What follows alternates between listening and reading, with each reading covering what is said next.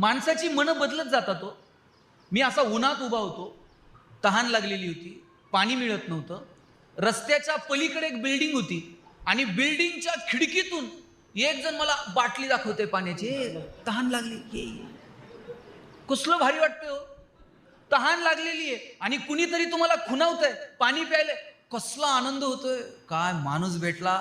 पळत पळत मी बिल्डिंग खाली जावं आणि त्यानं 20 मिनिटं खालीच येऊ नये. आता वाटतंय कुठून याच्या नादाला लागलो. याला द्यायचं नव्हतं तर बोलवलं कशाला यानं. आपण त्याला शिव्या शाप द्यायला लागतो आणि 20 मिनिटांना ते खाली येतंय आणि येतानाच लिंबू सरबत घेऊन येते. आता काय वाटतंय. आणि त्यानं फक्त म्हणावं, नाही उन्हातून आलात, पाण्याच्या ऐवजी म्हटलं जरा लिंबू सरबत घेऊन या. असं वाटतंय काय देव माणूस भेटला, काय माणूस आहे हा. आणि ते लिंबू सरबत तोंडाला लावावं आणि आंबट तोंड व्हावं, त्यात साखरच नसावी. आता काय वाटतं.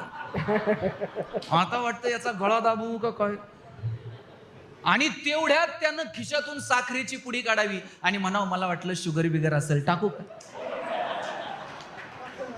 आता वाटतं याला डोक्यावर घेऊन नाचू का काय करू.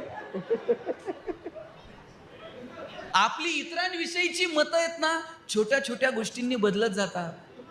आपण त्या त्या प्रसंगानुसार ते मनात धरून बसतो आणि तेच आयुष्यभर मनात ठेवतो.